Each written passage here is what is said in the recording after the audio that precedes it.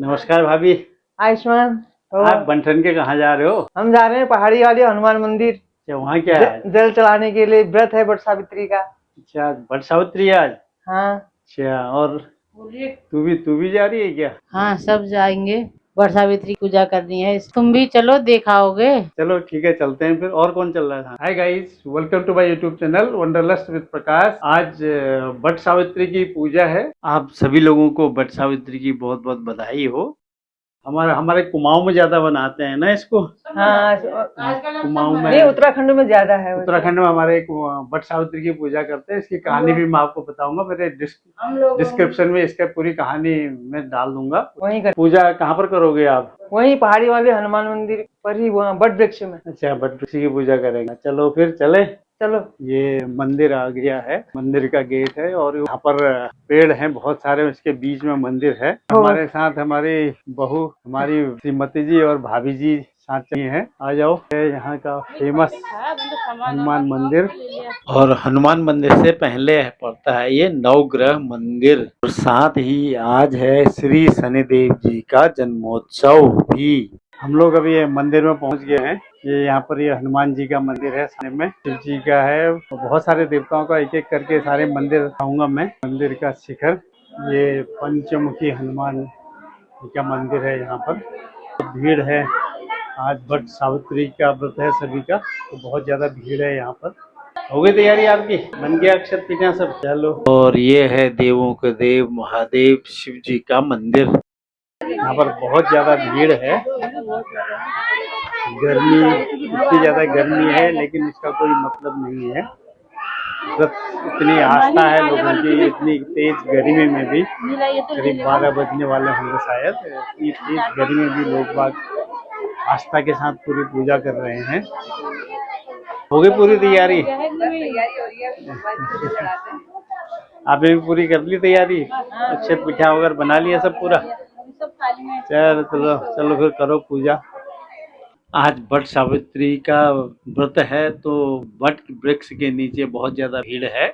ये क्या आप लोग जानते हैं कि वट वृक्ष की पूजा, वट सावित्री के दिन वट वृक्ष पूजा क्यों करते हैं? इसके कई कारण हैं। एक तो सावित्री ने वट वृक्ष के नीचे ही अपनी पति की लंबी आयु के लिए, उनके जीवन की रक्षा के लिए वट वृक्ष के नीचे तपस्या की। इस कारण से वट वृक्ष को अखंड सौभाग्य और दीर्घायु का प्रतीक भी माना जाता है। और दूसरा है, वट वृक्ष में माना जाता है कि ब्रह्मा विष्णु महेश का निवास होता है। इसीलिए इस वट वृक्ष की पूजा करने से भक्तों को त्रिदेव की कृपा मिलती है। और वट वृक्ष दीर्घायु और अखंड सौभाग्य का प्रतीक है। महिलाएं अपने पति की लंबी आयु के लिए वट सावित्री का व्रत रखती हैं और वट वृक्ष की पूजा करती हैं। वट वृक्ष को जीवन देने वाला माना जाता है। इसकी शाखाएं और इसकी जड़ें निरंतर पुनर्जन्म का प्रतीक मानी जाती हैं। इस वट वृक्ष की छाया में बैठने से और इसकी पूजा करने से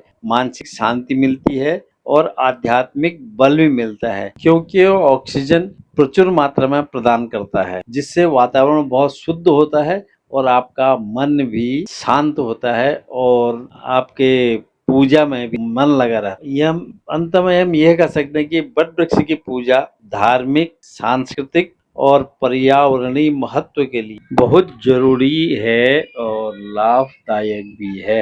वट वृक्ष न केवल आध्यात्मिक आस्था का प्रतीक है, बल्कि हमारे पर्यावरण और स्थिति की तंत्र के लिए भी अत्यंत महत्वपूर्ण है। वट वृक्ष की पूजा करने से न केवल धार्मिक और आध्यात्मिक लाभ होते हैं, क्योंकि बल्कि हमें पर्यावरण के प्रति हमारे जो दायित्व हैं उनको भी ये याद दिलाता है। और साथ ही आप सत्यवान, और ये वट वृक्ष, वट सावित्री पूजा क्यों की जाती है ये भी आप जानते ही होंगे। जब सावित्री, नारद मुनि ने सावित्री को बताया था कि सत्यवान की आयु कम है और उसके विवाह के 1 वर्ष के बाद ही उसकी मृत्यु हो जाए। यह सुनकर सावित्री ने फिर भी सत्यवान से विवाह किया और उनके साथ वो वन में रहने लगी। अब वो वन में क्यों रहने लगी? वो तो राजकुमारी थी। ये इतने जो पत्ते आपने बिछाए हैं ना, इसका क्या कारण है? हैं? प्रसादी चढ़ाएंगे। कितने पत्तों में चढ़ाते हो? 5 5 पत्तों में चढ़ाते हो। क्योंकि सत्यवान के पिता की आंखें चले जाने से उनको उनके देश से निष्कासित कर दिया था, जिसकी वजह से वो लोग वन में रहते थे। तो एक दिन सत्यवान लकड़ी काटने के लिए वन में गया और वहीं पर बेहोश हो गया। सावित्री को याद आ गया कि अरे नारद मुनि ने बताया था कि 1 साल बाद ये इसकी मृत्यु हो जाएगी। तो वो सत्यवान को अपनी गोद में रखकर यमराज का इंतजार करने लगे। जब यमराज आए तो सत्यवान को लेके गए और सावित्री ने भी यमराज का पीछा करना शुरू कर दिया। यमराज ने सावित्री को पीछे आते देखकर उनको बोला कि भैया आप वापिस जाओ, ये सत्यवान की आयु खत्म हो गई है, अभी सत्यवान की मृत्यु हो गई है, अब ये पुनर्जीवित नहीं हो सकते हैं, तो वापिस जाओ। लेकिन उन्होंने हट नहीं छोड़ा, उनका यमराज का पीछा करती रही। तो यमराज ने सावित्री को बोला हम तुम्हें इसके बदले में 3 वरदान देते हैं। सत्यवान की आयु के अलावा तुम कोई भी हमसे 3 वरदान मांग लो, वो हम आपको दे देंगे। सावित्री क्योंकि बहुत बुद्धिमान थी तो उसने सबसे पहले पूजा हो गई। अच्छा परिक्रमा करोगे? तेरे साथ मैं भी परिक्रमा करूँगी। अच्छा ये सूद बांधते हुए अपने ससुर की आंखें ठीक होने और उनको वापस उनका राज्य वापस लेने का वरदान मांगा। दूसरे वरदान मांगा कि उनके माता पिता के 100 पुत्र हों और तीसरे वरदान मांगा कि सत्यवान से भी उनके 100 पुत्र हों। यह सुनकर यमराज को सत्यवान को जीवित करना पड़ा। न केवल जीवित करना पड़ा, साथ ही उन्हें 100 पुत्रों का वरदान भी देना पड़ा। सावित्री को सत्यवान की पुनः प्राप्ति हो गई और राजा द्युमत्सेन जो सत्यवान के पिता थे उनकी दृष्टि वापस मिल गई और उनको उनका राज्य भी मिल गया और सभी लोग सुख पूर्वक रहने लगे। दोस्तों ये है देवी सावित्री और सत्यवान की कहानी। और आपको तो मालूम ही होगा सावित्री भी एक राजा की पुत्री थी और सत्यवान के पिता भी राजा थे। सब लोगों का अपना अपना तरीका है पूजा करने का, लेकिन सबका मकसद एक ही है, अपने सौभाग्य के लिए सब लोग यहाँ पूजा करते हैं।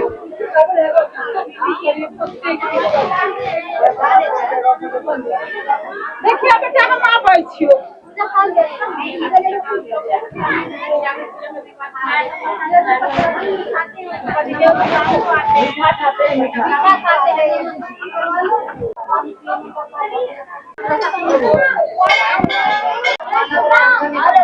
इन लोगों की परिक्रमा पूरी हो चुकी है।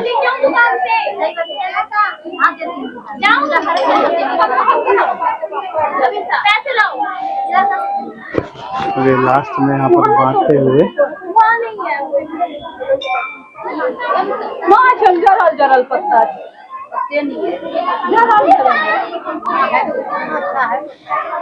यहाँ पर बहुत सारे मंदिर बने हुए हैं। ये बड़का पत्ता सर में लगाते हैं। बड़का पत्ता क्या कर रहे हैं? सर में लगा रहे हैं, सिर में लगा रहे हैं। बड़का पत्ता सर में लगा आशीर्वाद लगा लिया। हाँ बस लगा लिया। ये औरतें सब अपना डोरी बांधने में लगी हैं। ये क्या कर रहे हो? ये हमारे लोगों में पहना जाता है। क्या बोलते हैं इसको? इसको डोर बोलते हैं, बट सावित्री का डोर। बट सावित्री का डोर। हाँ, हाँ। अच्छा कितनी कितनी गांठें लगाते हैं? इसमें 12 गांठों का होता है ये। 12 गांठें। पीछे में इसमें गांठें लगी हुई है। ये 4-4 करके, किसी में 12 इकट्ठी होती है, इसमें 4-4 करके ऐसे 3। मेरे में तो इकट्ठे 12 हैं। मेरे में इकट्ठे 12 हैं। इसमें इकट्ठे 12 है। इकट्ठे 12 हैं तेरे में। आजकल जैसा मार्केट में मिल जाता है। ये मैया से आशीर्वाद लेते हुए हाँ ठीक है।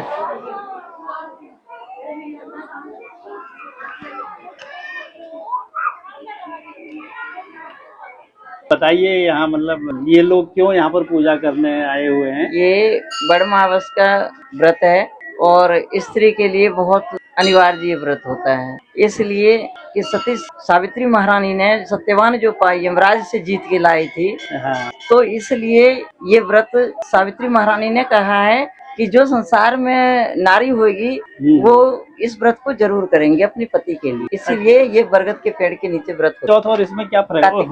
करवा चौथ का व्रत वो अलग हिसाब से है और ये अलग हिसाब से। करवा चौथ का भी अपने हाँ। सुहाग के लिए किया जाता है। सुहाग के लिए ही, वो भी सुहाग के लिए है। ये भी ये बट वो तो सावित्री का मतलब भी- जीवित थे हाँ। तो उनका व्रत रखे और ये जो है ये मरे हुए पति को पाए, इसलिए ये व्रत किया जाता है। पति यमराज से जीत के लाई। धन्यवाद।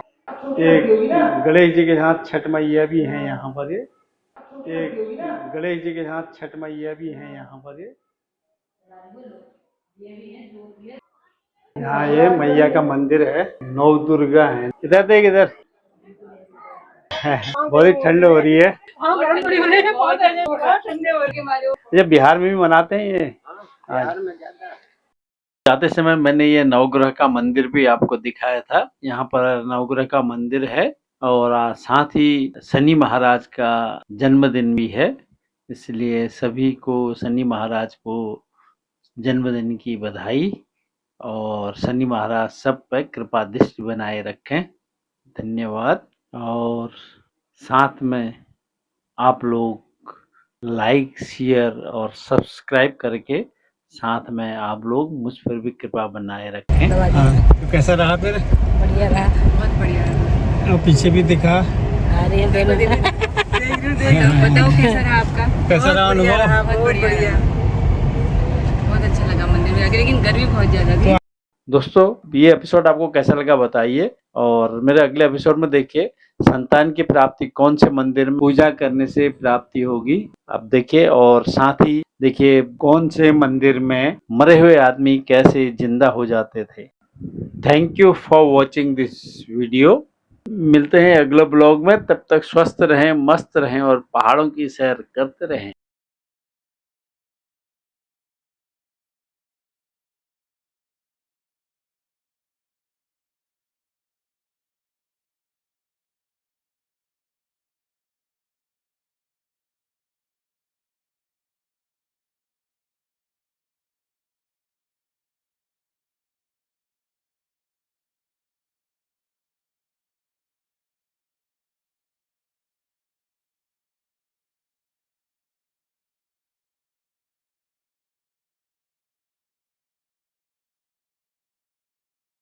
इसके अलावा बट वृक्ष की जड़ें मिट्टी के कटाव को रोकने में मदद करती हैं और भूजल के स्तर को भी बनाए रख। और अगर हम अन्य जीव जंतु के हिसाब से बट वृक्ष की लाभ देखें तो बट वृक्ष में कई छोटे बड़े जानवर, कीट पतंगों का भी निवास होता है और यह जैव विविधता को बढ़ावा देता है और पारिस्थितिक संतुलन बनाए रखने में भी सहायता करता है।